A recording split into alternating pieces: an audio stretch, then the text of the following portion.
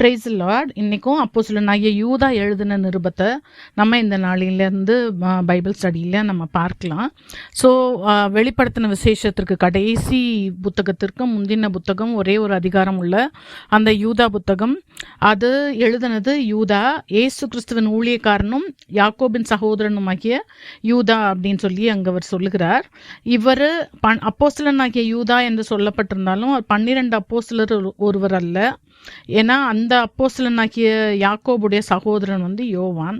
So இவர் யார் அப்படின்னு பார்த்தோம்னா மத்தேயு 13:55-56 மார்க் 6:3 ஏசு கிறிஸ்துவுடைய சகோதரர் அப்படின்னு சொல்லி பார்க்கிறோம். ஏசு கிறிஸ்துவுக்கு பிறகு யோசேப்புக்கும் மரியாளுக்கும் பிறந்த பிள்ளைங்க இருந்தாங்க. யாக்கோபு, யோசே, சீமோன், யூதா அப்படின்ற குமாரரும் வேறு குமாரத்திகளும் இருந்தாங்க. ஸோ அந்த பிள்ளைங்க அதில் ஒருவர் தான் இந்த யூதா அப்படின்னு சொல்லி நம்ம பார்க்கிறோம். ஸோ இதுதான், அதாவது கன்னி மரியாள் என்று கடைசி வரைக்கும் அவங்க ஏசு கிறிஸ்து பிறக்கிற வரைக்கும் தான் அவங்க கன்னி மரியாளா இருந்தாங்க. அதற்கு பிறகு அவங்களுக்கு யோசேப்போடு கூட குமாரரும் குமாரத்திகளும் இருந்தார்கள் என்று சொல்லி வேதாகமம் நமக்கு சொல்லி கொடுக்கிறது. ஸோ அவங்க கடைசி வரைக்கும் கன்னியாக இல்லை. இந்த யூதா ஏசு கிறிஸ்துவுடைய ஹாஃப் பிரதர்னு சொல்லி நம்ம பார்க்கிறோம். ஸோ இந்த யூதா இந்த இடத்துல தன்னை ஏசு கிறிஸ்துவின் சகோதரன் என்று சொல்லி அறிமுகப்படுத்தி கொள்ளாமல் ஏசு கிறிஸ்துவுடைய ஊழியக்காரன் என்று சொல்லி அங்கே தன்னை அறிமுகப்படுத்துகிறதை நம்ம பார்க்கிறோம். அதாவது பைபிளில் எங்கேயுமே ஜீசஸ் அவர் மாம்சத்தில் வந்தார், ஆனால் அந்த மாம்சமான உறவுகளை எங்கேயுமே மேற்கோள் காட்டலை, அதை மேன்மை பாராட்டலை. ஸோ அவர் தேவாதி தேவன் மனுக்குலம் எடுத்து வந்தார். ஸோ அந்த பிளட் ரிலேட்டிவ் அந்த சம்பந்தமான காரியங்கள் எல்லாம் அது பெரிதுபடுத்தவே இல்லை. இப்போது முக்கியமாக புதிய ஏற்பாடுலன்னு பார்த்தோன்னா கிட்டத்தட்ட 13 நிருபங்களை எழுதினதான பவுலை பார்த்தோன்னா அவர் எங்கேயுமே ஜீசஸை அவருடைய அந்த வம்ச வரலாறையோ எதையுமே ரோமர் 1:4 மட்டும் ஆவியிலே தேவனுடைய குமாரனாகவும் மாம்சத்திலே தாவீதின் கோத்திரத்தில் வந்தவர்னு சொல்லி அந்த ஒரு இடத்துல மட்டும்தான் அந்த இடத்துல ஜீசஸோடைய அந்த கோத்திரத்தை மென்ஷன் பண்ணியிருப்பாரே ஒழிய வேறு எங்கேயுமே ஜீசஸோட ஜீனியாலஜியோ இல்லை அந்த மாதிரி அந்த எந்த மாம்சமான இயேசுவையும் நான் மாம்சத்தில் அறிய மாட்டேன் அப்படி தான் அவர் சொல்லுகிறார். ஸோ அந்த மாதிரி அதனால தான் ஜீசஸை அந்த மேரியை நம்ம ஏசு கிறிஸ்துவின் தாயாகிய மரியாளை எவ்விதத்திலும் அவர்கள் கனத்திற்குரியவர்கள். எப்படி நம்ம மற்ற அப்போஸ்தலர்களுக்கெல்லாம் மரியாதை கொடுக்குறோமோ, பைபிளில் இருக்கிற எல்லா எக்ஸாம்பிள்ஸ்க்கு முற்பிதாக்களுக்கெல்லாம் நம்ம கனம் கொடுக்குறோமோ, அதுபோல் கனத்திற்குரியவர்கள் ஆனால் வணக்கத்திற்குரியவர்கள் அல்ல அப்படின்றத நம்ம அதுலேருந்து நம்ம தெரிஞ்சு கொள்ளலாம். இந்த யூதா முக்கியமாக அதோடைய அந்த யூதா எழுதின நிருபத்துடைய குறிக்கோள் சத்தியம் தாக்கப்படுகிறது, ட்ரூத் இஸ் அண்டர் அட்டாக்ன்றத அப்பமே அவர் 2000 வருஷங்களுக்கு முன்பாகவே அவர் எழுதியிருக்கிறதை பார்க்கிறோம். ஸோ அதுக்கு விரோதமாக நீங்கள் தைரியமாக போராடுங்க. உங்கள் கையில் ஒரு சத்தியம் கொடுக்கப்பட்டிருக்கு, ஒரு விசுவாச வாழ்க்கைக்குரிய சாசனம் எழுதி கொடுக்கப்பட்டிருக்கிறது. அதற்கு விரோதமாக நிறைய பிரச்சனைகள், அது போராட்டங்களே, கிறிஸ்தவ வாழ்க்கைக்குள்ள போராட்டமே இந்த சத்தியத்திற்கு விரோதமான போராட்டம் தான். அதனால் அதுக்கு தைரியமாக நீங்கள் எதிர்த்து நில்லுங்கன்றது தான் இந்த யூதா புத்தகத்துடைய குறிக்கோளாக இருக்கிறது. 1-4 வரைக்கும் அவர் வாழ்த்துக்கள் இருக்கு. எழுதியதான நோக்கம் ஒப்புக்கொடுக்கப்பட்ட விசுவாசத்திற்காக போராடு அப்படின்றது தான் நோக்கம். திரும்ப 4ஆம் வசனத்திலேருந்து 16ஆம் வசனங்கள் வரைக்கும், அதாவது கள்ள போதகர்கள், கள்ள ஊழியர்கள் நுழைஞ்சிருக்காங்க. அவங்க ஏற்கனவே நுழைஞ்சிட்டாங்க.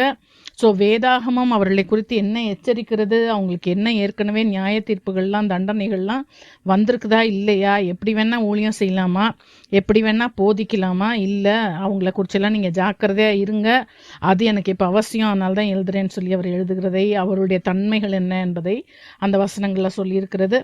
17ஆம் வசனத்திலேருந்து 23ஆம் வசனங்கள் வரைக்கும் விசுவாசிகளுக்கு அப்போஸ்தலர்கள் என்னென்ன ஏற்கனவே எச்சரிக்கை கொடுத்துருக்குறாங்க, ஆவிக்குரிய வாழ்க்கையில் எப்படி வளர்ச்சி அடைகிறது என்றதான சில அறிவுரைகள் அங்கே வழங்கப்பட்டிருக்கிறது.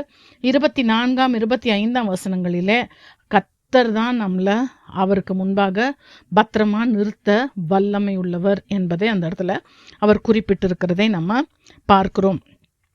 இந்த பூமியில ஜீசஸ் வந்து ஊழியம் செஞ்சுட்டு இருந்தப்போ அவருடைய சகோதரர்கள் இந்த யூதா உட்பட யாருமே அவரை அங்கீகரிக்கல, அவரை விசுவாசிக்கல. யோவான் 7:15 நம்ம அதை குறித்து பார்க்கிறோம். அதுக்கு பிறகு இயேசு சிலுவையில் அறையப்பட்டு மரித்து உயிர்த்தெழுந்த பிறகுதான் அவர் சிலுவையில் அறையதான் பார்த்தாங்க, மரித்ததை பார்த்தாங்க, அடக்கம் பண்ணப்பட்டதை பார்த்தாங்க. ஆனால் உயிர்த்தெழுந்ததையும் பார்த்தாங்க. உயிர்த்தெழுந்து 40 நாள் அவர் பலருக்கு தரிசனமான போது அவரை கண்டார்கள். அப்போஸ்தலர் 1:14 அவங்கள இயேசு பரத்திற்கு ஏறினதை அவங்க கண்ணார கண்டாங்க. கண்டுட்டு பரிசுத்த ஆவிக்காக மேல் வீட்டறையில் 120 பேர் காத்திருந்தாங்கல்ல, அதில் இயேசுவின் தாயாகிய மரியாளும் அவருடைய சகோதரரும் இருந்தாங்க. அதில் ஒருவர் இந்த யூதா. ஸோ அந்த டைமில் அவரும் அந்த பரிசுத்த ஆவியானவரின் அபிஷேகத்தை பெந்தைகோஸ்தே நாளிலே பெற்றதுனால அதற்கு பிறகு பூர்ணமாக கன்விக்ட் ஆகி இயேசு கிறிஸ்துவை குறித்து அவரும் பிரசங்கம் பண்ண தொடங்கினார். இந்த நிருபத்தை விசுவாசிகளுக்காக அவர் எழுதி வைத்திருக்கிறார். ஸோ இந்த நிருபத்தை எழுதினது யூதா. யாருக்கு அவர் எழுதுகிறார்னா கிறிஸ்தவ விசுவாசிகளுக்கு அவர் எழுதுகிறார் என்று சொல்லி பார்க்கிறோம். பிதாவாகிய அந்த கிறிஸ்தவ விசுவாசிகளை குறித்து வேதம் சொல்கிறது. அந்த 1 பிதாவாகிய தேவனால் பரிசுத்தமாக்கப்பட்டவர்களும் இயேசு கிறிஸ்துவால் காக்கப்பட்டவர்களும் அழைக்கப்பட்டவர்களுமாயிருக்கிறவர்கள். ஸோ நம்ம தேவனால் தான் பரிசுத்தமாக்கப்படுகிறோம். நாமே எந்த விதத்திலையும் பரிசுத்தமாக்க முடியாது. இயேசு கிறிஸ்துவால் மாத்திரம்தான் நம்மை காத்து கொள்ள முடியும். அன்றைக்கு வரைக்கும் நம்மை காத்து பிதாவின் இடத்துல கொண்டு நிறுத்துகிறவரும் அவர் தான். நாம் எல்லாருமே விசுவாசிகளாகி எல்லாரும் கர்த்தருக்குள்ளே வருகிற எல்லாருமே அழைக்கப்பட்டிருக்கிறோம். ஏதோ ஒரு விதத்தில் நமக்கு ஒரு அழைப்பு நம்முடைய வாழ்க்கையில் இருக்கிறது. அந்த அழைப்பை நோக்கி நம்ம ஓடணுமே ஒழிய நம்முடைய சொந்த இஷ்டத்துக்கு நம்ம உலகத்தில் நம்முடைய வாழ்க்கை வாழ நமக்கு எந்த அதிகாரமும் கொடுக்கப்படலை. அடுத்து 2 பார்க்கிறோம், நம்ம அவர் உங்களுக்கு இரக்கமும் சமாதானமும் அன்பும் பெருக கடவுது என்று சொல்லி அவர் வாழ்த்துகிறதை பார்க்கிறோம். அது கூட்டப்பட கடவுது. லெட் தெம் பி ஆடட்னு சொல்ல, அது பெருக கடவுது. லெட் தெம் பி மல்டிப்ளைடு அப்படின்னு சொல்லி அவர் அங்கே எழுதுகிறார். ஸோ நம்முடைய வாழ்க்கையிலும் நம்ம வாழ்க்கையில் செழிக்கணும், ஆசீர்வதிக்கப்படணும் அப்படின்னா நம்முடைய வாழ்க்கையில் இரக்கம், சமாதானம், அன்பு மிகவும் இன்றியமையாதது. அதை குறித்து அவர் நமக்கு வாழ்த்துக்களை தெரிவிக்கிறதை பார்க்கிறோம். 3 அவர் இந்த லெட்டரை எழுதுறதுக்கான பர்பஸ் சொல்கிறார், நோக்கம் அவர் சொல்கிறாரு. நான் ரொம்ப கருத்துள்ளவனாக இருந்தேன் பொதுவான ரட்சிப்பை குறித்து எழுதுறதுக்கு. அதாவது சாதாரணமாக இயேசு கிறிஸ்துவை அந்த சுவிசேஷத்தை குறித்து அவர் கருத்துள்ளவனாக இருந்திருக்கிறார். அதாவது இயேசு கிறிஸ்து தான் ரட்சகர், அவர் மூலமாக பிதாவிடத்தில் போக முடியும், மனம் திரும்புங்க, பரலோக ராஜ்யம் சமீபமாக இருக்கிறது, அவரை ரட்சகராக ஏற்றுக்கொள்ளுங்க.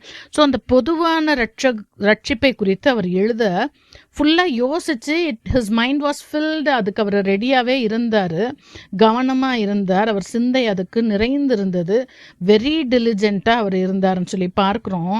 ஆனால் அதை விட அவசியமான மிகவும் முக்கியமான ஒரு விஷயம் எனக்கு பட்டுச்சு.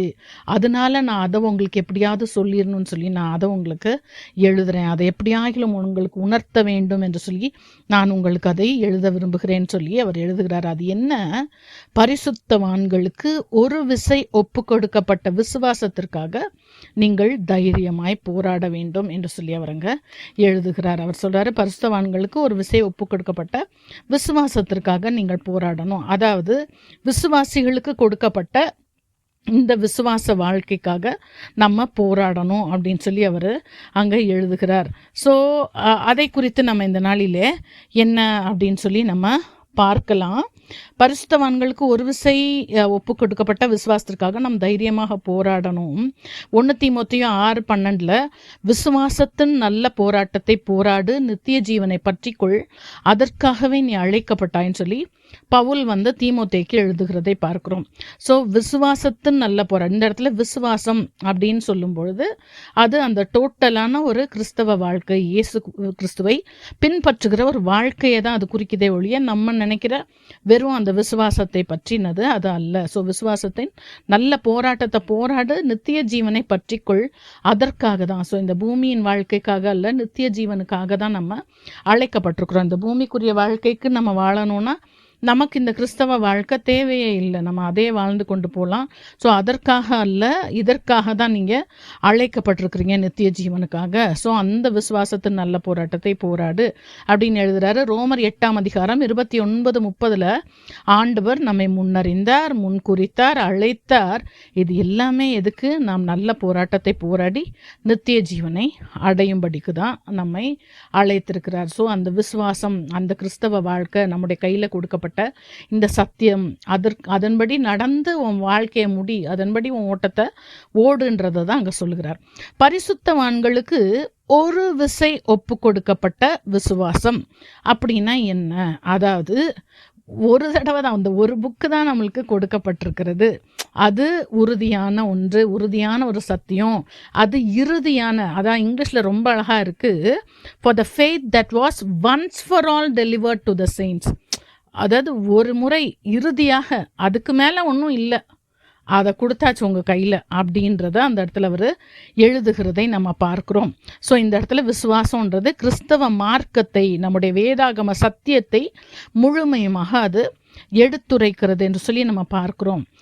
அப்போஸ்தலர் 6:7 ஆசாரியர்களில் அநேகரும் விசுவாசத்திற்கு கீழ்ப்படிந்தார்கள். ஸோ இந்த மார்க்கத்திற்கு, இந்த சத்தியத்திற்கு அவங்க கீழ்ப்படிந்தாங்க அப்படின்னு சொல்லி நம்ம பார்க்கிறோம். பவுலை இயேசு சந்தித்த பிறகு எருசலேம் சபையார் எல்லாம் பவுலை பற்றி கேள்விப்பட்டாங்க. கலாத்தியர் 1:23 தான் அழிக்க தேடின விசுவாசத்தை இப்பொழுது பிரசங்கிக்கிறான்.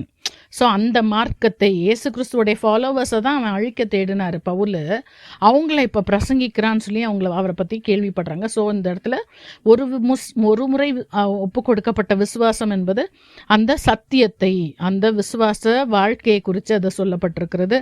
அப்போஸ்தலர் 9:1-2 கிறிஸ்தவ மார்க்கத்தாரை கொலை செய்ய கடிதம் வாங்கி தமஸ்குவுக்கு பவுல் புறப்பட்டார். ஸோ அந்த மார்க்கத்தை குறித்து தான் இந்த இடத்துல ஒரு முறை ஒப்பு கொடுக்கப்பட்ட விசுவாசம் என்று சொல்லி நமக்கு சொல்லப்பட்டிருக்கிறது.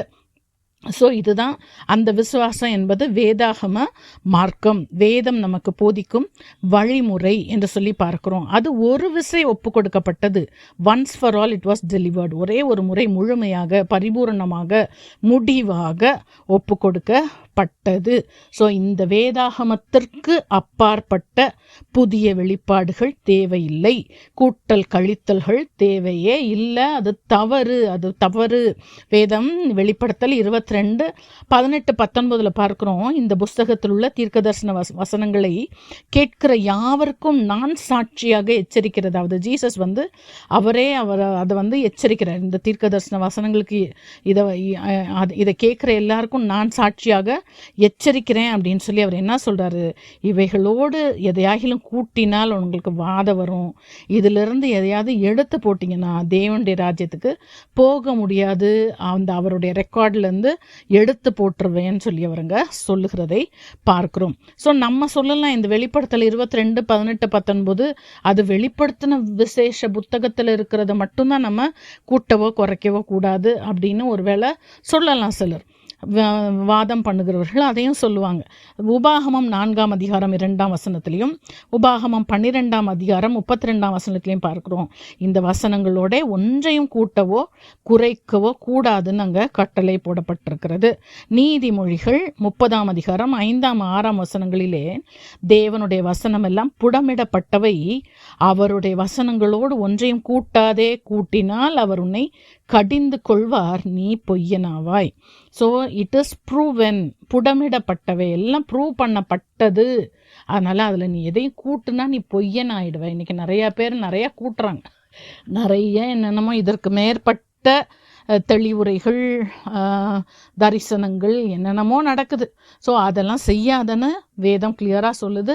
இந்த இடத்துலையும் யூதா அதை மென்ஷன் பண்ணுறதுக்கு தான், சத்தியம் உனக்கு ஒரு கையில் உனக்கு ஆண்டவர் முழுமையாக கொடுத்துட்டாரு, அதற்கு விரோதமாய் வருகிற வார்த்தைகளுக்கு, உபதேசங்களுக்கு எதிராக நீ தைரியமாக நின்று போராடு அப்படின்னு சொல்லி அவருங்க சொல்லுகிறதை நம்ம பார்க்கிறோம். ஸோ தைரியமாக நம்ம போராடணும்னு சொல்லி நம்ம பார்க்குறோம். ஸோ இந்த இடத்துல பவுல் சொல்கிறாரு, நல்ல போராட்டத்தை போராடினேன், விசுவாசத்தை காத்துக்கொண்டேன் அப்படின்றார். ஸோ இந்த விசுவாச வாழ்க்கைக்கு நமக்கு கையில் ஒரு விசை ஒப்பு கொடுக்கப்பட்ட இந்த விசுவாச வாழ்க்கைக்கு விரோதமாய், இந்த சத்தியத்திற்கு விரோதமாய் அப்படி என்னதான் போராட்டம் வந்துடும் வாழ்க்கையில், பவுலுடைய லைஃப்லேருந்து அதை நம்ம பார்க்கலாம். என்னென்ன போராட்டங்கள் வந்துச்சு. முதல்ல அவருக்கு சரீரத்தில் ஃபிசிக்கலாக அவருக்கு உபத்திரவங்கள், பாடுகள் வந்தது. 2 கொரிந்தியர் 11ஆம் அதிகாரம் 23 28, அப்போஸ்தலர் 14 19, அப்போஸ்தலர் 16 22 24, இன்னும் அநேக வசனங்களை எடுக்கலாம். அவர் அடிக்கப்பட்டார், சிறைச்சாலையில் போடப்பட்டார், இயற்கையால் வந்த சேதங்கள், பசி, குளிர், கல்லெறியப்பட்டார். ரோமர் 8ஆம் அதிகாரத்துலேயும் நம்ம நிறைய ஒரு லிஸ்டெல்லாம் பார்க்குறோம். அவர் இதெல்லாம் அந்த வசனங்களெல்லாம் சொல்லிட்டு சொல்கிறாரு, கிறிஸ்துவின் அன்பை விட்டு என்னை பிரிப்பவன் யார்? உபத்திரவமோ, வியாகுலமோ, பசியோ, பட்டினியோ, நிர்வாணமோ, நாசமோசமோ எதுவும் என்னை பிரிக்க முடியாது. அப்போ யோசிச்சு பாருங்க, இந்த பிரச்சனைகள், பாடுகள், நமக்கு வாழ்க்கையில் வருகிற சோதனைகள், டெஸ்ட்டு எதுக்கு? நம்மை கிறிஸ்துவின் அன்பை விட்டு பிரிப்பதற்காக, சத்தியத்தை விட்டு நம்மை பின்வாங்க செய்வதற்காக வருகிற போராட்டங்கள் என்பதை நம்ம மறந்து போயிடக்கூடாது. ஸோ ஃபிசிக்கல் அந்த பெயின் அதெல்லாம் நம்மளுக்கு போராட்டங்களாக நம்ம எடுத்துக்கொள்ளலாம். அடுத்தது, கூட இருந்த விசுவாசிகள், ஊழியக்காரர்கள் அவங்க புறக்கணித்தாங்க, துரோகம் பண்ணாங்க. இது 2வது போராட்டம். 2 கொரிந்தியர் 11:26 சுய ஜனங்களால் வந்த போராட்டம், மோசங்கள், அந்நிய ஜனங்களால் வந்த மோசம், கள்ள சகோதரரால் வந்த மோசம். ஸோ எல்லாம் கூட இருந்தவங்க விசுவாசிங்க எல்லாரும் பண்ணாங்க. 2 தீமோத்தேயு 1:15 ஆசியா நாட்டில் இருக்கிற யாவரும் என்னை விட்டு விலகினார்கள். ஸோ ஒரு ஆசியா நாட்டுக்கே, அந்த கான்டினென்ட்டுக்கே அவர் ஊழியம் செய்தது போல செய்தார். ஆனால் எல்லாரும் என்னை விட்டு போயிட்டாங்கன்னு அவர் எழுதுறாரு. 2 தீமோத்தேயு 4:10 உடன் ஊழியக்காரன் தேமா என்னை விட்டு போயிட்டான், என் கூடவே இருந்தான்ப்பா, என் கூடவே வந்தான், எல்லாம் பண்ணான், ஆனால் அவன் என்னை விட்டு போயிட்டான்னு எழுதுறாரு. 2 தீமோத்தேயு 4:16 அவர் கோர்ட்டில் நிற்கும்போது ஒருவர் கூட அவரோட நிற்கலை, எல்லாரும் என்னை கைவிட்டார்கள் என்று தீமோத்தேயுக்கு அவர் எழுதுகிறதை நம்ம பார்க்குறோம். இதெல்லாம் யோசிச்சு பாருங்க. நம்ம கிறிஸ்துவுக்காக உண்மையாய் நம்ம ஊழியம் செய்யும் பொழுது இதெல்லாம் நமக்கு வருகிற போராட்டங்கள். எதற்காக இந்த போராட்டம் வருது? நமக்கு ஒரு விசை ஒப்பு கொடுக்கப்பட்ட விசுவாசத்தை விட்டு நாம் வலுவ செய்யும்படிக்கு, சத்தியத்தை விட்டு நம்ம ஓட செய்யும்படிக்கு வருகிற போராட்டங்கள். ஸோ இதை நம்ம கவனத்தில் கொள்ளணும். 3வது வந்த போராட்டம் பிசாசினால் வந்த போராட்டம். 1 தெசலோனிக்கேயர் 2:18 ஊழியத்துக்கு போக விடாமல் சாத்தான் அவரை தடை பண்ணினான். நம்ம என்ன சொல்லுவோம்? யோசிச்சு பாருங்க. ஊழியத்திற்கு போக விடாமல் பிசாசு அவரை தடை பண்ணினதாக அவர் எழுதுகிறார். ஸோ ஊழியத்திற்கும் பிசாசினால் உண்டாகிற தடைகள் உண்டு. 2 கொரிந்தியர் 12:7 பிசாசினால் சரீர வேதனை அவருக்கு உண்டாகிறது. என் மாம்சத்திலே ஒரு முள் கொடுக்கப்பட்டிருக்கிறது, அது என்னை குட்டும் சாத்தானுடைய தூதனாய் இருக்கிறது என்று சொல்லி எழுதுகிறார். ஸோ ஃபிசிக்கலாகவும் அவருக்கு, அதாவது சரீரத்துலேயும் வேதனைகள், பர்சனலாக அவருக்கு சரீரத்தில் சொல்ல முடியாத வேதனை, அது பிசாசுடைய சோதனை, போராட்டம் என்று சொல்லி நம்ம அந்த இடத்துல பார்க்குறோம். 4வதாக கள்ள போதகர்கள், கள்ள அப்போஸ்தலர்கள் உபதேசங்களால் கொண்டு வந்த போராட்டங்கள். கலாத்தியர் 3:1 சத்தியத்திற்கு கீழ்ப்படியாமல் போக உங்களை மயக்கினவன் யார் என்று சொல்லி அங்கே அவரை கேட்கிறத பார்க்குறோம். நான் உங்களுக்கு உயிரை கொடுத்து நான் இவ்வளோ சொல்லிட்டு போனேன்னே, கொஞ்ச நேரத்துக்குள்ளார யாருப்பா உங்களெல்லாம் இந்த மாதிரி சத்தியத்துக்கு விரோதமாக உங்களுக்கு ஃபால்ஸாக டீச் பண்ணா அப்படின்னு சொல்லி அவர் அங்கே கேட்குறார். கலாத்தியர் 5ஆம் அதிகாரம் 7-9 வசனங்கள் வரைக்கும், நீங்கள் நல்லா தானே ஓடிட்டு இருந்தீங்க, சத்தியத்துக்கு கீழ்ப்படியாமல் போக உங்களை தடை செய்தவன் யார்? இந்த போதனை உங்களை அழைச்சவரால் உண்டானதில்லையே. புளிப்புள்ள கொஞ்சமான மாவானது பிசைந்த மாவு அனைத்தையும் உப்ப பண்ணுமே அப்படின்னு சொல்லி அவர் அங்கே எழுதுகிறதை பார்க்குறோம். இதே கருத்தை அப்போஸ்தலர் 15:1-2, 2 கொரிந்தியர் 11:13-15 வரைக்கும் அவர் சொல்லுகிறதை பார்க்குறோம். 1 தீமோத்தேயு 6ஆம் அதிகாரம் 3-5 வசனங்கள் வரைக்கும் அவர் சொல்கிறாரு, இயேசு கிறிஸ்துவின் ஆரோக்கியமான வசனங்களையும் தேவ பக்திக்கேற்ற உபதேசங்களையும் ஏற்றுக்கொள்ளாமல் வேற்றுமையான தப்பான உபதேசங்களை போதிக்கிறவர்களை குறித்து நீங்கள் எச்சரிக்கையாக இருங்கன்னு சொல்லி அவர் எழுதுகிறார். அவங்க தேவ பக்தியை தேவனுக்காக செய்யல, ஆதாய தொழிலாக நினைக்கிறாங்க. அவங்கள விட்டு விலகுங்க அப்படின்னு சொல்லி அவர் எழுதுகிறார். அவங்களுக்கு விரோதமாக அவருக்கு போராட்டங்கள் இருந்தது. நமக்கும் இந்த மாதிரியான போராட்டங்கள் இருக்கும் சரீரத்தில். அதாவது உபத்திரவங்கள், பாடுகள், பிரச்சனைகள், குடும்பத்துக்குள்ளார, வேலை இடத்துல, இன்னும் ஊழியத்தில், இந்த மாதிரி பலவிதமான இயற்கை சீற்றங்கள் கூட. எனக்கு அதெல்லாம் பெரிய கொஸ்டினாக இருந்துச்சு நான் முதல்ல இதெல்லாம் படிக்கும்போது. அது எப்படி இயற்கையெல்லாம் கண்ட்ரோலில் வைத்திருக்கிற ஆண்டவருக்கு தானே அவர் ஊழியம் செய்கிறாரு. ஆனால் இயற்கையால் வந்த நாசங்கள், குளிர், நிர்வாணம், பட்டினி, ஏன் ஆண்டவர் சூப்பர் நேச்சுரலாக செய்யலை, எவ்வளோ கொஸ்டின்ஸ் நம்மளுக்கு. கப்பர் சேதம், ஆக்சிடென்ட்ஸ்லாம் வந்தால் நம்ம எனக்கு என்ன கொஸ்டின் கேட்போம், யோசிச்சு பாருங்கள். ஸோ பவுலுக்கு இதெல்லாம் போராட்டங்கள், இதெல்லாம் எதற்கு விரோதமான போராட்டங்கள்? விசுவாச வாழ்க்கைக்கு விரோதமான போராட்டங்கள். அது மாதிரி கூட இருக்கிறவங்களும் சரி, வெளியாட்களும் சரி, அவங்களால நமக்கு வருகிற மோசங்கள், நமக்கு உண்டாகிற போராட்டங்கள், பிசாசினால் வருகிற போராட்டங்கள், நமக்கு விரோதமாய், விசுவாச வாழ்க்கைக்கு விரோதமாய் வருகிற போராட்டங்கள். கடைசியாக முக்கியமாக இந்த இடத்துல அவர் அந்த கள்ள உபதேசங்கள், தப்பான சத்தியத்திற்கு விரோதமான உபதேசங்கள் நமக்கு வருகிறதான போராட்டங்கள் என்று சொல்லி இந்த இடத்துல யூதா இப்படி போராட்டம்லாம் வரும், நமக்கும் வரும் நிறைய. தயவு செய்து இந்த நாட்களில் நான் அதிகமாய் பார்க்கிறது, உனக்கு ஒரு காய்ச்சலாக உன்னையே பக்கத்து வீட்டுக்காரன் அதை பண்ணிட்டான், உனக்கு இதோ ஒரு விஷயம், ஒரு பிரச்சனையாக யாரோ உங்களுக்கு என்னமோ பண்ணிட்டாங்க, இல்லாட்டி நீ என்ன தப்பு பண்ண உனக்கு இந்த மாதிரி வந்திருக்கு, நீ ஏற்கனவே இதெல்லாம் பண்ண அதனால தான் அந்த சாபம் உன்னை தொடருது. இதெல்லாம் தப்பான ஒரு விஷயம். நீ கிறிஸ்துவை ஏற்றுக்கொண்டு உன்னுடைய பாவங்கள், சாபங்கள் எல்லாம் அறிக்கையிட்டு கிறிஸ்துவை நீ ஏற்றுக்கொண்டனா அது எல்லாத்தையும் மன்னித்து மறந்து அவருடைய இரத்தத்தினால கழுவிய சுத்திகரித்து உனக்கு அனுக்கிரகம் பண்ணுகிற தேவன் அவர். ஸோ இந்த மாதிரியான உலகத்திலே உபத்திரவம் உண்டு, திடன் கொள்ளுங்கள், நான் உலகத்தை ஜெயித்தேன்ப்பா, நான் உன் கூடவே இருக்கேன், உன்னுடைய எல்லா நெருக்கத்துலேயும் நான் உன் கூட இருக்கேன் தான் ஆண்டவர் சொன்னார். உபத்திரமே, நீ கிறிஸ்துவை பின்பற்றினால் உபத்திரமே இல்லைன்னு ஆண்டவர் எங்கேயுமே சொல்லலையே. எனக்கு தெரிஞ்ச, எனக்கு மிகவும் நெருக்கமான ஒரு 80 வயது தாயார்கிட்ட நான் பேசிகிட்டு இருக்கும்போது எனக்கு ஷாக்கிங்காக இருந்துச்சு. நல்லா பைபிள் தெரிஞ்சவங்க, அவங்ககிட்ட பேசிகிட்டு இருக்கும்போது, இல்லை எனக்கு இப்படியே சொல்லி நான் ரொம்ப ஹர்ட் ஆயிட்டேன், நீ அப்படி பேசின, நீ இப்படி பண்ண, அதனால தான் உனக்கு இப்படி பண்ணுது, அப்படி பண்ணுது, அதனால தான் உன் பிள்ளைங்களுக்கு இவ்வளோ பிரச்சனை, இப்படிலாம் சொல்லி எனக்கு அதே கேட்டு நான் ஒரு மாதிரி ஆயிட்டேன், என்னால் பாட முடியல, ஜெபிக்க முடியலன்னு அவங்க சொன்னதெல்லாம் கேட்டு, உண்மையாகவே இது எங்கேருந்து எடுத்த சத்தியம்ப்பா? சத்தியத்திற்கு விரோதமான வார்த்தைகள். ஸோ அதனால தான் குற்றப்படுத்துகிறது, இரவும் பகலும் சகோதரரை குற்றப்படுத்துகிறது பிசாசுடைய வேலை. அதனால் அப்படிப்பட்ட வார்த்தைகளுக்கு செவி கொடுக்க வேண்டாம். இந்த மாதிரி நமக்கு வருகிறதான உபத்திரவங்களாகட்டும், மனுஷர்னால் வருகிற பிரச்சனைகளாகட்டும், பிசாசினால் வருகிற போராட்டங்களாகட்டும், அடுத்தது கள்ள உபதேசங்களால் வருகிற பிரச்சனைகளாகட்டும், இதெல்லாம் நம்முடைய விசுவாச வாழ்க்கைக்கு விரோதமாக, சத்தியத்திற்கு விரோதமான போராட்டங்கள். ஸோ இதற்கு நம்ம தைரியமாக எதிர்த்து நிற்கணுன்றதை இந்த இடத்துல இவர் எழுதுகிறத நம்ம பார்க்குறோம். ஸோ இதில் நம்ம கேர்ஃபுல்லாக இருக்கணும். ஸோ இதுக்கு மேலே ஒரு வியாக்கியானமோ ஒரு இதுவோ நமக்கு தேவையில்லை, வெளிப்பாடுகளோ தேவையில்லைன்றதை நம்ம அதை நல்ல மனதில் நம்ம பதித்து கொள்ளணும். 4வது வசனம் என்ன சொல்லுது? ஏனெனில் இது தைரியமாக, விசுவாசத்துக்காக தைரியமாக போராடுன்னு 3வது வசனம் எழுதிடுறாரு. 4வது வசனம் சொல்கிறாரு, ஏனெனில், ஏன் போராடணும்? நமது தேவனுடைய கிருபையை காம விகாரத்துக்கு ஏதுவாக புரட்டுறாங்க. ஒன்றான ஆண்டவராகிய தேவனையும் நம்முடைய கர்த்தராகிய இயேசு கிறிஸ்துவையும் மறுதலிக்கிற பக்தியற்றவர்களாகிய சிலர் பக்க வழியாய் நுழைந்திருக்கிறார்கள், அவர்கள் இந்த ஆக்கினைக்குள்ளாவர்கள் என்று பூர்வத்தில் எழுதியிருக்கிறது என்று சொல்லி அங்கே சொல்கிறார். ஏன் போராடணுமா? பக்தியற்ற சிலர் பக்க வழியாய் நுழைஞ்சிட்டாங்க, ஏற்கனவே நுழைஞ்சிட்டாங்க. அவங்க பக்தியற்றவர்கள் எங்கே நுழைஞ்சாங்க அப்படின்னு முதல்ல பார்க்கலாம். சபைக்குள்ளே நுழைஞ்சிட்டாங்க. விசுவாசிகளுக்குள்ளே நுழைஞ்சிட்டாங்க. 2 பேதுரு 2:1 பார்க்குறோம், கள்ள தீர்க்கதரிசிகளும் கள்ள போதகர்களும் உங்களுக்குள்ளும் இருப்பாங்க. விசுவாசிகளுக்கு தான் அவர் எழுதுறாரு. ஸோ விசுவாசிகளுக்குள்ளார நுழைஞ்சிட்டாங்க.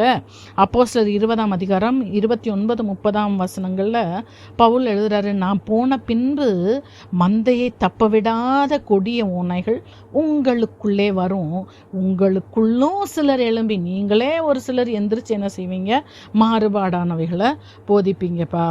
அப்போது சபைக்குள்ள, விசுவாசிகளுக்குள்ள, மந்தைக்குள்ள ஓநாய்கள் ஏற்கனவே நுழைஞ்சிருச்சு அப்படின்றத இந்த இடத்துல யூதா எழுதுறாரு.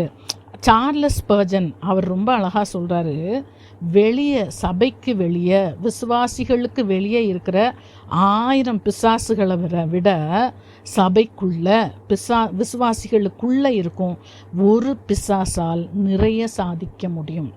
புரியும்னு நினைக்கிறேன். ஒரு சர்ச்சுக்குள்ளார விசுவாசிகளின் ஐக்கியத்திற்குள்ளே இருக்கிற ஒரு பிசாசுனால நிறைய சாதிக்க முடியும். வெளியே இருக்கிற 1000 பிசாசுனால சாதிக்க முடியாததை. ஸோ நம்ம ரொம்ப கேர்ஃபுல்லாக, கண்கள் திறந்து விழிப்புள்ளவர்களாக நம்ம இருக்க நமக்கு இது ரொம்ப தேவையான ஒரு விஷயம். சரி, எப்படி நுழையிறாங்களாம், அவங்க எப்படி நுழைஞ்சாங்க, எப்படி நுழைவாங்க? புதுசாக நுழையிறவங்களும் இருப்பாங்க. எப்படி நுழைவாங்கன்னா பக்க வழியாக நுழைவாங்க. நேராக வாசல் வழியாக வரமாட்டாங்க, பக்க வழியாக நுழைவாங்க. யோவான் 10ஆம் அதிகாரம் 9ஆம் வசனத்தில் இயேசு நானே வாசல்னு சொல்கிறாரு. இயேசு வார்த்தையானவரில் வெளிப்படுத்தின விசேஷத்தில் அவரை குறித்து பார்க்குறோம். அவர் நாமம் வார்த்தை. ஸோ அவருடைய பெயர் வார்த்தை. ஸோ இந்த சத்தியம் இல்லாமல், சத்தியம் என்னும் வாசல் வழியாக இல்லாமல் சும்மா வேறு ஏதாவது ஒன்று வச்சுட்டு அவங்க நுழைவாங்க. அதான் வார்த்தை இருக்காது, ஆனால் அங்கே ஆடல் இருக்கும், பாடல் இருக்கும், தீர்க்க தரிசனம் இருக்கும், வெளிப்பாடுகள் இருக்கும், தரிசனங்கள் இருக்கும், எல்லாம் இருக்கும். சத்தியம் இருக்காது. அற்புதங்கள், அடையாளங்கள் கூட இருக்கும், சத்தியம் இருக்காது. 10ஆம் அதிகாரம் யோவான் 10:2 வாசல் வழியாய் பிரவேசிக்கிறவன் ஆடுகளின் மேய்ப்பனாக இருக்கிறான். ஸோ மேய்ப்பன், உண்மையான மேய்ப்பன் வார்த்தையை கொண்டு வருகிறவன் தான் உண்மையான மேய்ப்பன். நல்லா கவனிச்சுக்கோங்க, உண்மையான மேய்ப்பன் ஜீவனுள்ள வார்த்தையை அது பிறல்லாமல் அது உள்ளதன்படி சொல்கிறவங்க தான் உண்மையான மேய்ப்பர். 10ஆம் அதிகாரம் 1ஆம் வசனத்தில் வேறு வழியாக ஏறுகிறவன், இந்த வாசல் இல்லாமல், வார்த்தை இல்லாமல் வேறு வழியாக ஏறுகிறவன் கள்ளனும் கொள்ளைக்காரனுமாக இருக்கிறான்.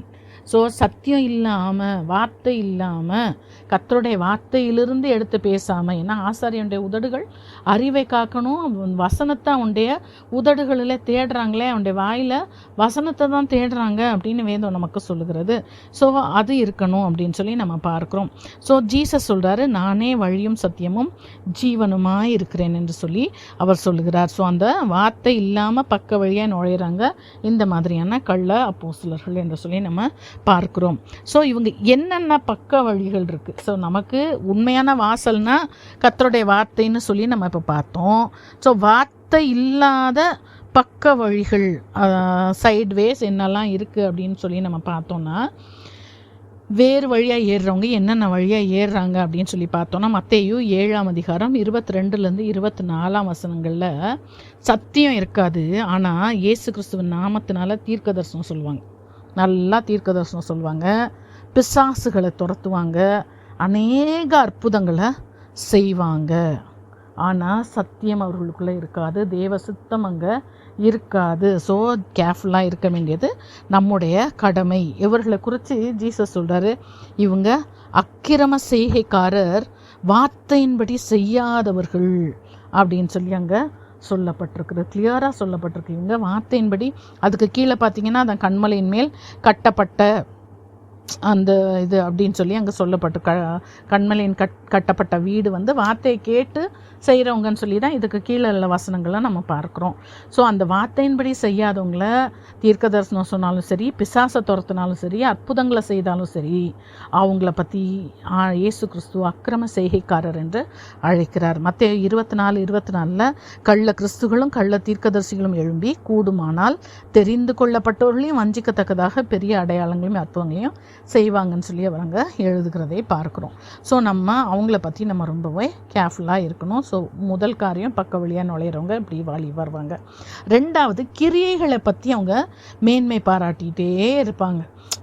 அதாவது நாங்கள் அப்படி இப்படி, நாங்கள் இவ்வளோ நேரம் ஜெபம் பண்ணுவோம், இவ்வளோ நாள் உபவாசம் பண்ணுவோம், அப்படியாக்கும் இப்படியாக்கும்னு கிரியைகளை குறித்து அவங்க அப்படி நிறைய சொல்லிகிட்டே இருப்பாங்க. லூக்கா 18ஆம் அதிகாரம் 12-13 பரிசேயனுடைய ஜெபத்தை குறித்து, வாரத்தில் நான் 2 தடவை உபவாசிக்கிறேன், சம்பாத்தியத்துலலாம் தசம பாகம் செலுத்தி வரேன், இதெல்லாம் அதுக்காக செய்ய வேண்டாமான்னா கண்டிப்பாக செய்யணும். அதை விட இன்னும் நிறைய தான். பரிசேய சதிசேயருடைய நீதியிலும் உங்களுடைய நீதி அதிகமாக இருக்கணும் அப்படின்னு தான் பைபிள் நமக்கு சொல்லி கொடுக்குது. ஆனால் அதுக்காக அந்த நீதி, நம்முடைய நீதியை நம்ம என்ன செய்யணும், ஆனால் அது எல்லாம் அழுக்கான கந்தை. ஆண்டவர் ஒருவர் தான் நம்மளை நீதிகரிக்கிறவர், அவர் தான் நம்மளை நீதிமன்களாய் நிறுத்தக்கூடியவர். ஸோ அந்த நீதி நம்மளை ஒன்றும் கொண்டு போக போகிறது இல்லை. ரோமர் 10:3 இதை குறித்து சுயநீதி என்று சொல்லி நமக்கு அங்கே சொல்லப்பட்டிருக்கிறது. ஸோ இதை நம்ம இதெல்லாம் செய்யணும். ஜெபம் பண்ணணும், உபவாசம் பண்ணணும், தசமபாகம் கொடுக்கணும், தர்மம் பண்ணணும். ஆனால் அது எல்லாமே அந்தரங்கமாக செய்யணும். மத்தேயு 6:1-14 வரைக்கும் நீ தர்மம் செய்யும்போது அந்தரங்கமாக செய். மத்தேயு 6ஆம் அதிகாரம் 16-18 வசனம் வரையும் உபவாசம் செய்யும்போது அந்தரங்கமாக உபவாசம் பண்ணு. இதெல்லாம் அந்தரங்கத்தில் பார்க்குறப்பிதா வெளியரங்கமாக பலன் கொடுப்பார். ஸோ கர்த்தருக்காக கிரியை செய், மனுஷர் காணத்தக்கதாக கிரியை செய்யாத, அதை பெருசாக வெளியே சொல்லாதன்றது தான் பைபிள் நமக்கு டீச் பண்ணுகிறது. யாக்கோபு 2:20 கிரியை இல்லாத விசுவாசம் செத்தது. ஸோ அந்த கிரியைகள் நமக்கு இல்லைன்னா அது நம்முடைய விசுவாச வாழ்க்கை வேஸ்ட்டு. நம்ம சும்மா சிலர் அப்படியும் இருக்காங்க, சும்மா வாயில் மட்டும் அப்படி இப்படின்னு சொல்லிட்டு கிரியைகளே இல்லை. நம்முடைய கிரியைகள் நிறையா இருக்கணும், எல்லார பார்க்கலும் அதிகமாக இருக்கணும். இல்லை, பவுல் சொல்கிறாரு, நான் எல்லாரையும் விட அதிகமாய் பிரயாசப்பட்டவன்னு சொல்கிறாரு. ஆனால் சொல்கிறாரு பிலிப்பியர் 3:9 நியாயப்பிரமாணத்தின் கிரியைகளால் வருகிற சுயநீதி எனக்கு வேண்டாம், அப்படிப்பட்ட சுயநீதி எனக்கு வேண்டாம். நிறைய பிரயாசப்படுங்க, ஆனால் அந்த நீதியை நான் என்னுடைய நீதியாக நான் எடுக்கல, அவருடைய கிருபையை நான் சார்ந்து வாழ்கிறேன் அப்படின்றதான் நம்முடைய வாழ்க்கையோட சீக்ரெட்டாக இருக்கணும். 1 கொரிந்தியர் 15:10 பார்க்குறோம். அவர்கள் எல்லாரிலும் நான் அதிகமாக பிரயாசப்பட்டேன், ஆகிலும் நான் அல்ல, என்னுடனே இருக்கிற தேவ கிருபையே அப்படி செய்தது. ஸோ அந்த கிரெடிட் எதையும் அவர் தனக்காக எடுத்துக்கொள்ளலை, கிருபையினால் நான் இதெல்லாம் செய்தேன்னு சொல்லி அவர் சொல்லுகிறதே பார்க்குறோம். ஜீசஸ் அவருடைய டிசைபிள்ஸ்க்கு அவர் டீச் பண்ணும்போது அவர் சொல்கிறாரு, லூக்கா 17:10 நீங்களும் உங்களுக்கு கட்டளையிடப்பட்ட யாவற்றையும் செய்த பின்பு நாங்கள் அப்பிரயோஜனமான ஊழியக்காரர், செய்ய வேண்டிய கடமையை மாத்திரம் செய்தோம் என்று சொல்லுங்கள். ஸோ செய்யுங்க, எல்லாத்தையும் செஞ்சுருங்க, செஞ்சு முடிச்சுட்டு நாங்கள் எங்கள் கடமையை தான் செஞ்சோம், நாங்கள் அப்பிரயோஜனமானவர்கள் என்று சொல்லி சொல்லுங்கள் அப்படின்றத அங்கே ஜீசஸ் அங்கே சொல்லுகிறதை பார்க்குறோம். அடுத்தது 3வது, இப்படிப்பட்டவங்க எப்படி இருப்பாங்க, பக்க வழியாக ஏறுறவங்க எப்படி, இன்னொரு அவங்க யூஸ் பண்ணுற காரியம் என்னென்னா உலக ஞானத்தை அதிகமாக யூஸ் பண்ணுவாங்க. கொலோசியர் 2ஆம் அதிகாரம் 8ஆம் வசனத்தில் லௌகிக ஞானத்தினாலும் மாயமான தந்திரத்தினாலும் ஒருவனும் உங்களை கொள்ளை கொண்டு போகாதபடிக்கு எச்சரிக்கையாக இருங்க அப்படின்னு சொல்லி அங்கே வரை எழுதுகிறதை பார்க்குறோம். ஸோ வேதாகமத்தை பார்க்கிலும் உலக ஞானத்தை அதிகமாக யூஸ் பண்ணுவாங்க. பிரசங்கங்களில் பார்த்தோன்னா நிறைய வேர்ல்டு காரியங்களை தான் கோட் பண்ணுவாங்க. அதுக்காக உலக காரியங்களே நம்ம கோட் பண்ணக்கூடாதுன்ட்டு இல்லை. ஸோ இப்போ எக்ஸாம்பிளுக்கு பால் மார்ஸ் மேடையில் ஏறி இருக்கும்போது அப்போஸ்தலர் 17:23 அத்தேனரே நீங்கள் மிகுந்த தேவதா பக்தி உள்ளவர்கள், நீங்கள் அறியப்படாத தேவனுக்குன்னு ஒரு பலிபீடம் வச்சுருக்கிறீங்க, இதெல்லாம் அவங்களுடைய அட்டென்ஷனை கிராப் பண்ணுறதுக்காக யூஸ் பண்ணுற சில காரியங்கள். அது தவறு இல்லை.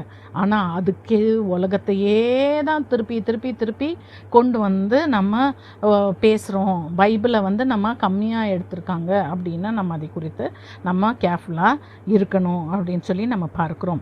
மத்தேயு 15:9 மனுஷருடைய கற்பனைகளை உபதேசங்களாக போதித்து வீணா எனக்கு ஆராதனை செய்கிறார்கள் என்று தீர்க்கதரிசி நன்றாய் சொல்லியிருக்கிறானே.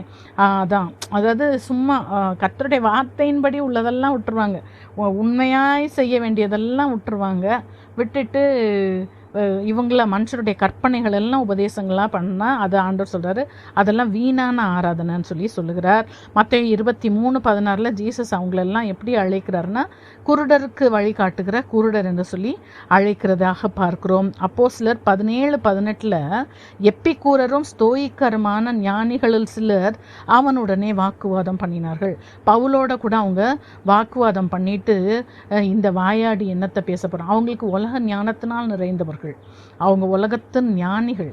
ஸோ அவங்களுக்கு உலக ஞானம் நிறைய யோசிச்சு பாருங்கள். உலகத்தில் சிலவங்களுக்குலாம் அந்த ஃபேக்ட்டு அதெல்லாம் வச்சு சயின்ஸு இதெல்லாம் வச்சு ப்ரூவ் பண்ணலன்னா அவங்க எதையுமே அக்செப்ட் பண்ண மாட்டாங்க.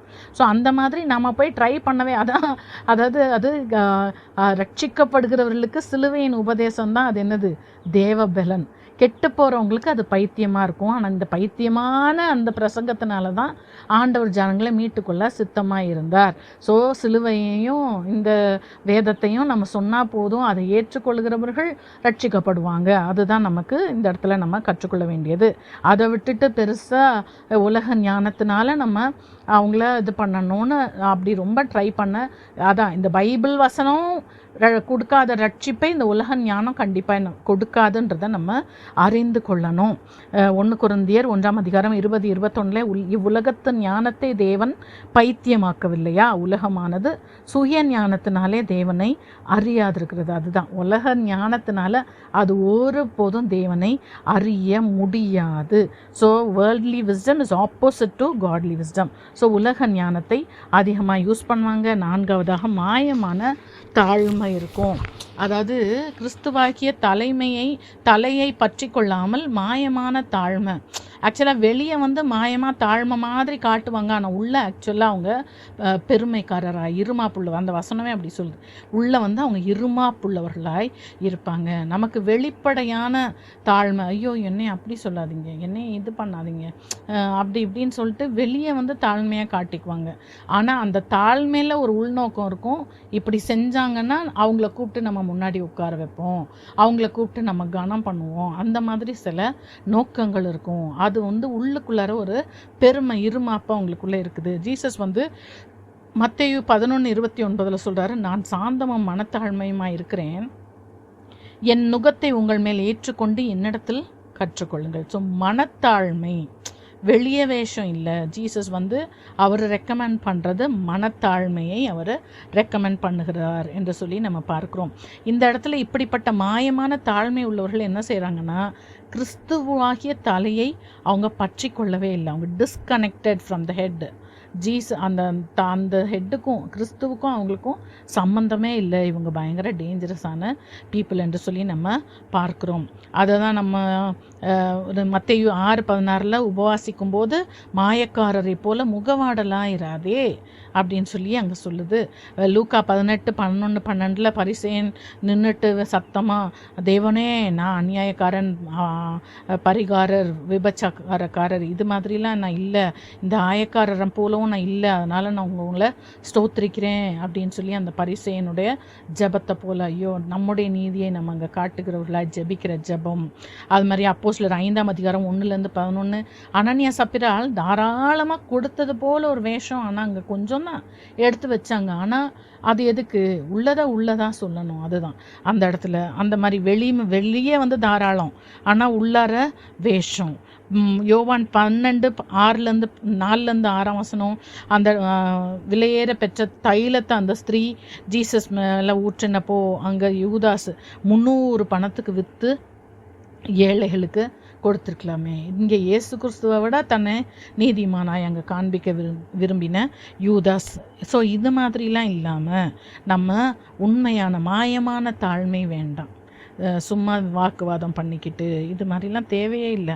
பிலிப்பியர் 2:3 நம்ம பார்க்குறோம், ஒன்றையும் வாதினாலாவது வீண் பெருமையினாலாவது செய்யாமல் மனத்தாழ்மையினாலே ஒருவரை ஒருவர் தங்களிலும் மேன்மையானவர்களாக எண்ண கடவீர்கள் என்று சொல்லி நம்ம பார்க்குறோம்.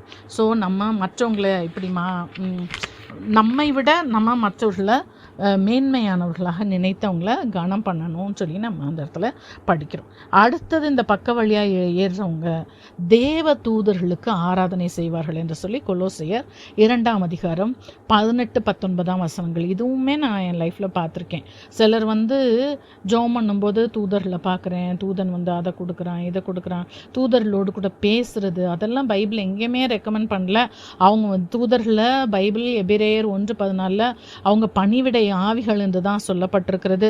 வெளிப்படுத்தல் 22:8-9 வெளிப்படுத்தல் 19:10 யோவான் தூதனுடைய காலில் விழுந்தப்போ அந்த தூதன் கடிந்து கொள்கிறத நம்ம பார்க்கிறோம். எபிரேயர் 1:6 ஜீசஸை தொழுது கொள்ளும்படிக்கு அவங்க கட்டளை பெற்றவர்கள் தூதர்கள் என்று சொல்லி நம்ம பார்க்கிறோம். ஸோ தூதர்கள் எந்த விதத்திலும் ஆராதனைக்குரியவர்களும் அல்ல, அவங்க தேவனால் கட்டளை பெற்று நமக்கு பணிவிடை செய்கிறவர்கள். ஸோ அவங்கள நம்ம எவ்விதத்திலும் ஆராதிக்க கூடாது. ஸோ இதெல்லாமே தவறான காரியங்கள் என்று சொல்லி நம்ம பார்க்கணும். அடுத்தது 3 வசனங்கள் வரைக்கும் பார்த்துட்டோம். அது 4ஆம் வசனத்தில் இன்னொரு பகுதி பார்க்குறோம். அவங்க பக்தியற்றவர்கள் என்று சொல்லி நம்ம பார்க்குறோம். இந்த மாதிரியான பக்க வழியாக நுழைஞ்சவங்க பக்தியற்றவர்கள், அன்காட்லி பீப்புள்.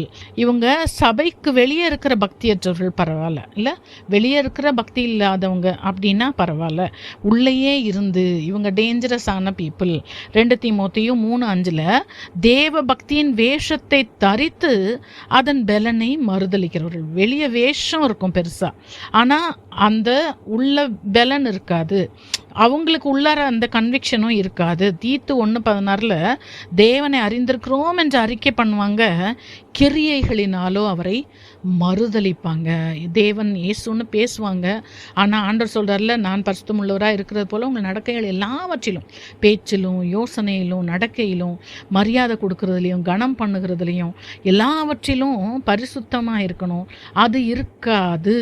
ஸோ இதெல்லாம் நம்ம ஈஸியாக நம்ம கண்டு கொள்ளுகிறதற்கு கொஞ்சம் கவனிச்சா போதும். கண்களை விழித்து வச்சு நம்ம இதெல்லாம் கவனிக்க நமக்கு கடமை பெற்றிருக்கிறோம். அவங்க எப்படிலாம் இருப்பாங்க? மத்தேயு 23, 27, 28 வசனங்களில் பரிசேயர் வேத பாரகரை போல வெள்ளை அடிக்கப்பட்ட கல்லறை, வெளியே தான் வேஷம், உள்ளர நாற்றம். பர்சனல் லைஃப்ஸில் பார்த்தோன்னா நாற்றம், தயவாய், அதெல்லாம் தவறான காரியம்.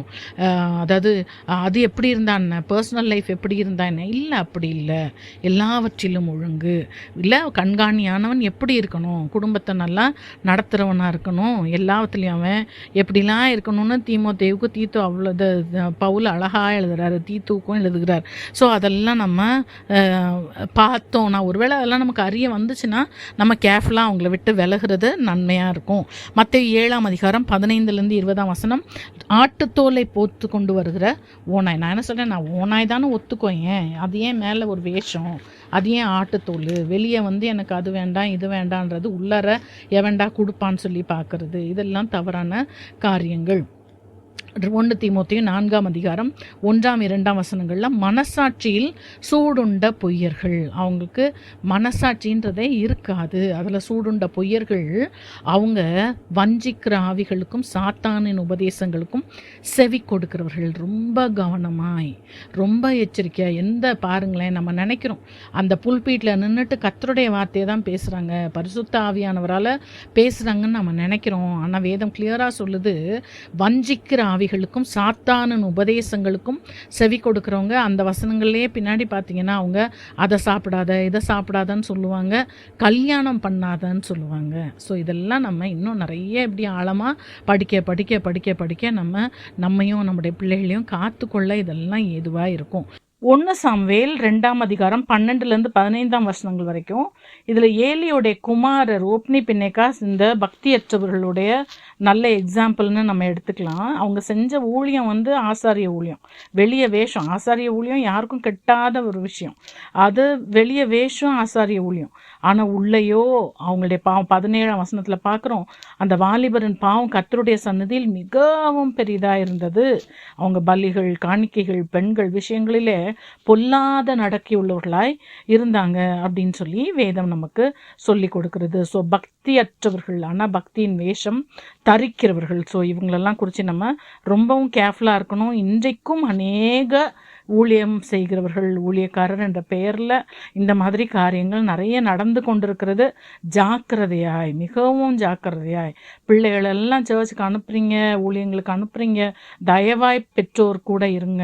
அவங்க ஒரு அவங்களுக்காக ஒரு விவரம் தெரிகிற வரைக்கும் கூட இருந்து எல்லா காரியங்களையும் பார்த்து அதில் நன்மை தீமை, நீங்கள் முதல்ல நன்மை தீமை பகுத்தறிந்து பிறகு காரியங்களை செய்கிறதற்கு நம்ம முற்படுவோம். கர்த்தர் நம்மை ஆசீர்வதிப்பாராக. இதிலேயே 1ஆம் அதிகாரம் 4ஆம் வசனத்தில் தேவனுடைய கிருபையை காம விகாரத்துக்கு ஏதுவாக இவங்க புரட்டுவாங்க அப்படின்னு சொல்லி அங்கே பார்க்குறோம். அதாவது தேவனுடைய கிருபையை பாவம் செய்கிறதற்கு லைசன்ஸாக யூஸ் பண்ணுறது. கிருபை அது மன்னிக்கும். நான் என்ன தவறு செஞ்சாலும் மன்னிக்கும், எத்தனை தடவை தப்பு பண்ணாலும் மன்னிக்கிற கிருபை. இப்படிலாம் நம்ம இன்னைக்கு நேரடியாகவே இதெல்லாமே நம்ம பார்க்குறோம். அதாவது இன்றைக்கு நம்முடைய காதுகளால் இப்படிப்பட்ட ஊழியர்களுடைய காரியங்களை நம்ம நேரடியாக கேட்க வேண்டிய கொடுமையின் காலத்தில் நம்ம இருக்கிறோம். அதனால் ஜாக்கிரதையாக இருங்க. ரோமர் 5ஆம் அதிகாரம் 20ஆம் வசனத்தில் பாவம் பெருகின இடத்தில் கிருபை அதிகமாய் பெருகிட்டுன்னு பார்க்குறோம். அதாவது பாவம் பெருகின இடத்துல, இப்போது நிறைய பாவிகள் இருக்கிற இடத்துல கிருபை நிறைய வேணும். ஏன்னா நிறைய பாவிகள் மனம் திரும்பணும். அது மாதிரி நிறைய பாவம் செய்த ஒருவன் அவன் ரட்சிக்கப்படணும் அப்படின்னா அவனுக்கு அதிகமான கிருபை தேவை. இப்போ 7 பிசாசுகள் உள்ள மகதலேனா மரியாள், அவளை தேவன் எடுத்தாரு. அவளுக்கு அதிகமான கிருபை தேவை. ஆனால் அதுக்கு பிறகு பார்த்தீங்கன்னா ஷி வாஸ் வெரி கிரேட்ஃபுல். ஆண்டவர் என்ன, நான் இவ்வளோ கஷ்டப்பட்டேன், இவ்வளோ கட்டுக்குள்ளே இருந்தேன், ஆண்டவர் என்னை விடுவித்தார்னு சொல்லி அவ்வளோ அவருக்கு நன்றி உள்ளவளாய் மரித்து அடக்கம் பண்ணப்பட்ட பிறகும் இருட்டோட எந்திரிச்சு தைரியமாக போய் அவருடைய சரீரத்தை எங்கே வச்சிங்க சொல்லுங்க, நான் எடுத்துக்கிறேன்னு கேட்குற அளவுக்கு அப்படிதான் இருக்கணுமே ஒழிய, அதிக கிருபையை அனுபவித்த பாவி அப்படிதான் லைஃப் லாங் ஆண்டவருக்கு அடிமையாய் தன்னை ஒப்பு கொடுக்கணுமே ஒழிய, ரட்சிக்கப்பட்ட பிறகு நான் இன்னும் பாவம் செய்வேன், தேவன் என்னை இன்னும் மன்னிப்பார்னு சொன்னா அதை விட முட்டாள்தனம் வேற ஒன்றும் இல்லை. ரோமர் 6ஆம் அதிகாரம் 1ஆம் 2ஆம் வசனத்தில் அந்த பாவம் பெருகின இடத்துல கிருபை அதிகமாக பெருகிற்றுன்றது அதோட கண்டினியூஷன் தான். ஆகையால் என்ன செய்வோம், கிருபை பெருகும்படிக்கு பாவத்திலே நிலை நிற்கலாம் என்று சொல்லலாமா? கூடாதே. பாவத்துக்கு மரித்த நாம் இனி அதில் எப்படி பிழைப்போம்? ஸோ ரட்சிக்கப்பட்டு கர்த்தரை சொந்த ரட்சகராக ஏற்றுக்கொண்டோம்னாலே நம்ம பாவத்துக்கு மறிக்கிறோங்க. ஞானஸ்நானத்தில் பாவத்துக்கு மறிக்கிறோம். ஸோ அதுக்கு பிறகு நம்ம திருப்பியும் பாவம் செய்கிறோம். ஆண்டவருடைய கிருபைன்னு சொன்னால் அதை விட கிருபையை போக்கடிக்கிற காரியம் வேறு ஒன்றும் இல்லை. இதெல்லாம் கிருபையை தங்களுடைய இச்சைக்காக, காம விகாரத்துக்காக அவங்க அந்த கிருபையை புரட்டுகிறவர்களாக இருக்கிறாங்க. இப்போ சமாரியா ஸ்திரீ எடுத்தோன்னா ஊர்லேயே மோசமானவ அவ தான். அவளா ஜீசஸ் சந்திச்சாரு, ரட்சித்தாரு, அவ சுவிசேஷகி ஆனா. ஆனால் அவ ரட்சிக்கப்பட்ட பிறகு ஏற்கனவே 5 புருஷர்கள் இருந்தாங்க, இப்போ இருக்கிறவன் புருஷன் இல்லைன்னு சொல்லப்பட்ட இப்போ ஆண்டவர் ரட்சித்துட்டாரு, அவருடைய கிருபை எனக்கு ஏற்கனவே இத்தனை புருஷரை மன்னிச்சிச்சு, அதனால இனிமேல் நான் இன்னும் எத்தனை வேணா வைத்து கொள்ளலான்னு சொன்னா அதை விட முட்டாள்தனம், அதை விட ஒரு வஞ்சகம் வேற ஏதாகிலும் இருக்கிறதா? ஸோ தயவாய் காம விகாரத்திற்கு ஏதுவாய் கிருபையை புரட்டுகிறவர்களை குறித்து மிகவும் ஜாக்கிரதையாய். ஏன்னா வேசித்தனம் தான் பைபிளில் சொல்லியிருக்கு, சொந்த சரீரத்திற்கு விரோதமான பாவம். ஸோ அந்த மாதிரி காரியங்களுக்கு நம்ம ஜாக்கிரதையாக இருக்கணும். ஜீசஸ் இதை குறித்து வெளிப்படுத்தல் 2ஆம் அதிகாரம் 20ஆம் வசனத்தில் தியத்திரா சபையோட பாஸ்டருக்கு ஜீசஸே சொல்கிறார். என்ன சொல்கிறாருன்னா, அங்கே உன் சபையில் தன்னை தீர்க்கதரிசி என்று சொல்லுகிற ஏசபேல் என்னும் ஸ்திரீயானவள் என்னுடைய ஊழியக்காரர் வேசித்தனம் பண்ணவும் விக்கிரகங்களுக்கு படைத்தவைகளை புசிக்கவும் அவர்களுக்கு போதித்து அவர்களை வஞ்சிக்கும்படி நீ அவளுக்கு இடம் கொடுக்கிறாய். அதாவது அந்த சர்ச்சோட பாஸ்டரை தான் அவர் திட்டுறாரு. இன்னைக்கு நம்மளும் ஒருவேளை யாரையோ தீர்க்கதரிசி, சுவிசேஷகர், அற்புதங்களை செய்கிறவர், இந்த மாதிரி வல்லமையான ஊழியக்காரர்னு நம்ம ஒருவேளை சர்ச்சுக்குள்ளார யாரெல்லாமோ விடுறோம். இதை குறித்து ஆண்டவர் அந்த சபையின் மெய்ப்பனிடம் தான் கேள்வி கேட்பார். ஸோ ஜாக்கிரதை, இதெல்லாம் நடக்கும்னு சொல்லி தான் ஆண்டவர் அந்த இடத்துல அதை சொல்லுகிறார். அந்த தியத்திரா சபையில் இப்படிலாம் நடக்குது, ஸோ இன்னும் கடைசி கால சபைகளில் அதை விட இன்னும் மோசமாக தான் இருக்கும்ன்றதை நம்ம புரிந்து கொள்ளணும். ஸோ தயவாய் தீர்க்கதரிசிகள் என்று சொல்லுகிறவர்களை குறித்துமே ஜாக்கிரதை. அதில் அந்த இடத்துல எப்படி இருக்குன்னா, தன்னை தீர்க்கதரிசி என்று சொல்லிக் கொள்கிறாள் அவள் தீர்க்கதரிசி இல்லை, தன்னைத்தானே அவள். நான் அது மாதிரி நிறையா பேர் இன்னைக்கு அவங்களே என்ன செய்கிறாங்க, டைட்டில்ஸ் கொடுத்துக்கிறாங்க. ஜாக்கிரதையாய், நம்ம கடைசி நாட்களில் இருக்கிறோம். ஸோ தேவனுடைய கிருபை காம விகாரத்துக்கு எதுவாக இப்படிலாம் புரட்டுவாங்கன்னு சொல்லி நம்ம பார்க்குறோம். ஸோ யூதா 1ஆம் அதிகாரம் 1-4 வசனங்கள் வரைக்கும் தான் நம்ம இன்னைக்கு பார்த்துருக்குறோம். ஸோ இதில் மெயினாக ட்ரூத் அண்டர் அட்டாக், அதாவது சத்தியம் வந்து தாக்கப்படுகிறது. ஸோ அதுக்கு நம்ம தைரியமாய் நின்று அந்த சத்தியத்திற்கு விரோதமான போராட்டங்களை நம்ம தைரியமாய் ஜெயித்து இந்த விசுவாச ஓட்டத்தை நம்ம ஜெயமாய் முடிக்க கர்த்தர் தாமே நமக்கு அனுக்கிரகம் பாராட்டுவாராக. God bless you.